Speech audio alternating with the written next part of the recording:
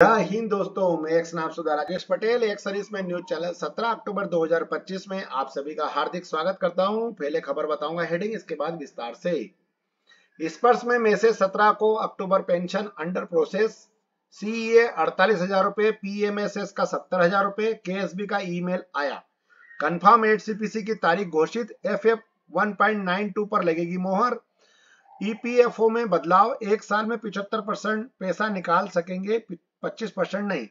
ESM and family को लाखों का फायदा, एएफडीएफ फंड की मंजूरी। DGR job fair in West Bengal 29 October 2025, पूर्व सैनिकों की भर्ती। Supervisor guard DEO IT. अब खबर विस्तार से।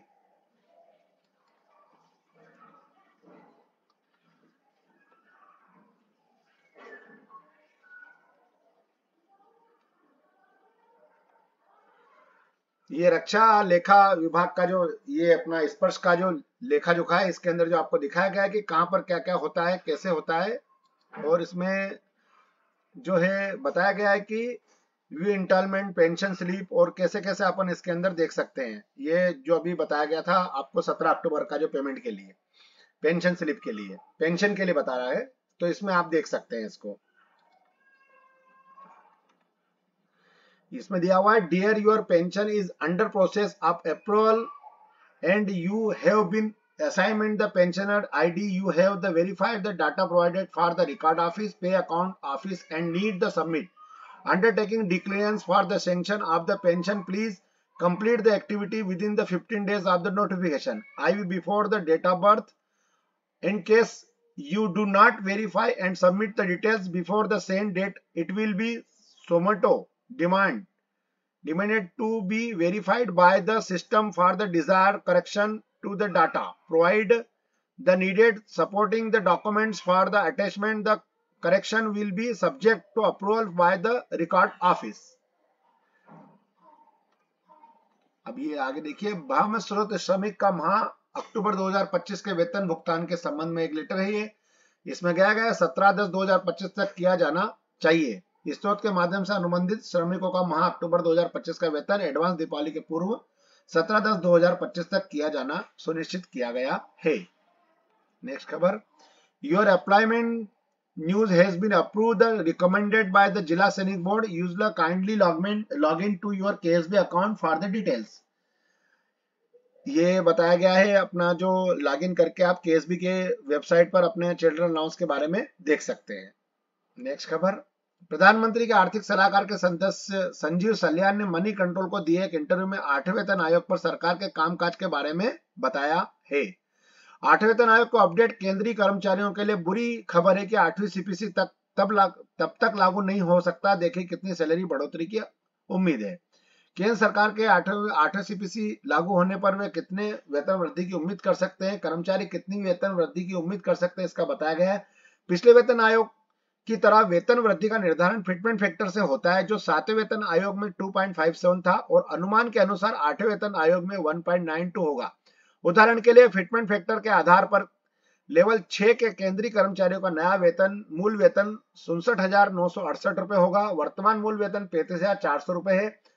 मल्टीप्लाई बाय 1.92 मतलब कि 67,968 रुपए बेसिक मूल वेतन होगा। इस प्रकार लेवल 6 के केंद्रीय कर्मचारियों का मूल वेतन बढ़कर 68,000 रुपए हो जाएगा तथा इसके विभिन्न भत्ते ही जोड़े जाएंगे, जो इस वेतनमान के लिए शुद्ध मासिक वेतन होगा। इस बीच कोटक इंस्टीट्यूट इक्विटीज के अनुसार 8वें वेतन आयोग द्वारा 1.8 का फिटमेंट फैक्टर अपनाने की संभावना है, जिससे केंद्र सरकार के कर्मचारियों का न्यूनतम वेतन 18,000 रुपए से बढ़कर 30,000 रुपए प्रति माह हो जाएगा। रिपोर्ट के अनुसार केंद्रीय कर्मचारियों को औसतन 13% वास्तविक वेतन वृद्धि की मिलने की उम्मीद है। नेक्स्ट खबर, श्रम एवं रोजगार मंत्रालय करोड़ों सदस्यों के जीवन को सरल बनाने के लिए ईपीएफओ सुधारों के लिए लाभों पर जोर दिया गया है। 13 जटिल प्रावधानों को 3 श्रेणियों में समाहित किया गया है, जिससे निकासी की प्रक्रिया तेज, सरल और अधिक पारदर्शी होगी। सभी श्रेणियों के लिए निकासी हेतु आवश्यक न्यूनतम सेवा अवधि को 7 वर्षों से घटाकर 1 वर्ष कर दिया गया है। अब पात्र राशि का 75% अब बिना किसी दस्तावेज के किसी भी समय निकाला जा सकता है। विशेष परिस्थितियों में पूरा निकासी की अनुमति है। इसके अब कर्मचारी केवल 12 महीने की अवधि के बाद अधिक जल्दी निकासी कर सकता है। इसके अलावा बार बार निकासी के कारण सेवानिवृत्ति के समय पीएफ बैलेंस अपर्याप्त हो जाता है।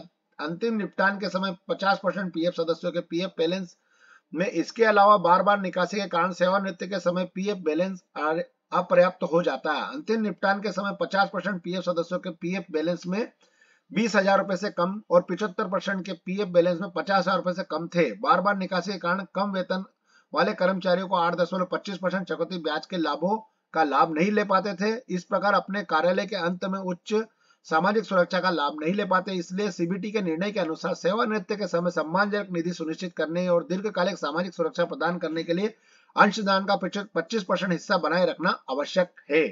बेरोजगारी की स्थिति में पीएफ शेष राशि का 75% जिसमें नियोक्ता और कर्मचारियों का अंशदान और अर्जित ब्याज शामिल है तुरंत निकाला जा सकता है। शेष 25% राशि 1 वर्ष के बाद भी निकाली जा सकती है और 55 वर्ष की सेवा के बाद सेवानिवृत्ति के स्थायी दिव्यांगता, काम करने में असमर्थ, छटनी, स्वैच्छिक सेवानिवृत्ति या स्थायी रूप से भारत छोड़ने आदि की स्थिति में संपूर्ण पीएफ शेष राशि न्यूनतम 25% शेष राशि सहित की पूर्ण निकासी की अनुमति देता है।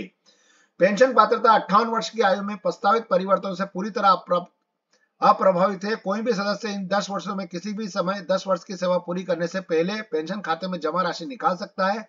हालांकि सेवानिवृत्ति पर पेंशन पाने के लिए सदस्यों को कम से कम 10 वर्ष तक ईपीएस की सदस्यता पूरी करनी होगी। तो ये अच्छी खबर है कि आपको अगर 10 साल तक आप अगर लगातार ईपीएफ में आप सेवा दे, मतलब अपनी पीएफ कटता है तो आपको जो है पेंशन आपको जरूर मिलेगी।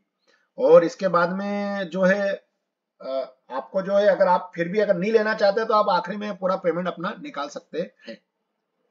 नेक्स्ट खबर, बेरोजगार में सरकार का बचत उत्साह। पहले बेरोजगारी 1 से 2 महीने में आप पूरा पीएफ निकाल सकते थे। अब सरकार का दया से अपने ही पैसे निकालने के लिए 1 से 3 साल तक का इंतजार करना होगा। पीएफ का 25% जबरदस्ती 1 साल तक लाख है, मतलब बेरोजगारी में आपको 1 साल का इंतजार करना होगा, तब भी आप और अधिक देख लो। मतलब सरकार वैसे तो अच्छा सोच रही है, लेकिन ये असुद्दीन ओवैसी जो है उल्टी बातें बोलते हैं। पूर्व सैनिकों के लिए बड़ी खुशखबरी, शादी से लेकर पढ़ाई तक के लिए मिलेंगे दुगने पैसे। राजनाथ सिंह ने दी है मंजूरी। देश के पूर्व सैनिकों और उनके परिवारों के लिए एक बड़ी राहत की खबर है। इसमें राजनाथ सिंह जी, रक्षा मंत्री जी ने वित्तीय सहायता को 100% वृद्धि को मंजूरी दे दी है। दिवाली पर पूर्व सैनिकों और आश्रितों के लिए बड़ा ऐलान, रक्षा मंत्रालय ने 100% बढ़ाई वित्तीय सहायता। रक्षा मंत्री राजनाथ सिंह ने केंद्रीय सैनिक बोर्ड के माध्यम से लागू की जाने वाली योजनाओं के तहत पूर्व सैनिकों और उनके आश्रितों के लिए वित्तीय सहायता में 100% वृद्धि करने की मंजूरी दी है। इस फैसले के बाद आश्रितों को शिक्षा, विवाह, निर्धनता अनुदान के अंतर्गत मिलने वाली वित्तीय सहायता राशि दुगनी हो गई है। संशोधित दरें आगामी 1 नवंबर से लागू होगी। इसमें निर्धनता के लिए जो आपको मैंने कल भी खबर बताई थी कि 4,000 रुपए और 8,000 रुपए 4,000 रुपए से बढ़ाकर 8,000 रुपए कर दिए। और 65 वर्ष से अधिक आयु वाले उन पूर्व सैनिकों, आश्रितों और विधवाओं को आजीवन दी जाएगी जिनकी कोई नियमित आय नहीं और जो गैर पेंशन भोगी हैं। नेक्स्ट खबर, शिक्षा अनुदान की श्रेणी में 2 आश्रितों को कक्षा 1 से लेकर स्नातक या 2 वर्षीय स्नातक पाठ्यक्रम कर रही विधवाओं के लिए शिक्षा अनुदान 1,000 रुपए से बढ़ाकर 2,000 रुपए कर दिया गया है। और सरकार की विवाह अनुदान की बढ़ोतरी में भी 50,000 रुपए से बढ़कर 1 लाख रुपए हो गई है। और रक्षा मंत्रालय का कहना है कि मंजूरी की नई दरें 1 नवंबर 2025 से लागू हो जाएगी। नेक्स्ट खबर, अब जॉब फेयर से संबंधित खबर है। डीजीआर की जॉब है। इसके अंदर Suryoday auditorium, Vijay Durga fort, William, Kolkata, west Bengal की खबर है ये। और वेस्ट बंगाल में ये जॉब फेयर लग रहा है मेला डीजीआर की तरफ से। इसको 29 अक्टूबर को ये लगेगा, जिसके अंदर आप जो वेस्ट बंगाल के हमारे भूतपूर्व सैनिक भाई हैं वो इसके अंदर जाके अपना इसके अंदर जरूर अप्लाई करें। बहुत अच्छी जॉब आती है और खास करके आपके एरिया की जॉब रहेगी। वहां पे जो भी भूतपूर्व सैनिक इसके अंदर जाएंगे उनके आसपास के एरिया की जॉब रहेगी, तो इसमें आप जरूर जाएं। और इसमें डॉक्यूमेंट रिक्वायरमेंट क्या क्या होता है, ईएसएम का आई कार्ड एक होता है और बाकी 5 कॉपी होना है और बाकी रिज्यूम और बायोडाटा लेके जाना है अपना। मतलब कहने का मतलब अपने पूरी डॉक्यूमेंट आप लेके जाएं वहां पे। और यह सुबह 7 बजे से चालू हो जाएगा और ये शाम को शायद 4 या 5 बजे तक रहेगा। तो इसमें जरूर जाएं आप। और वहां पे आपको वेलफेयर की खबरें भी मिलेगी, साथ में आपको स्वल्पाहार भी मिलेगा वहां पे। बस दोस्तों, मेरे पास आज खबर यहीं तक थी। आपका दिन शुभ रहे। जय हिंद। खबर अच्छी लगे तो लाइक और सब्सक्राइब जरूर करें। राम राम।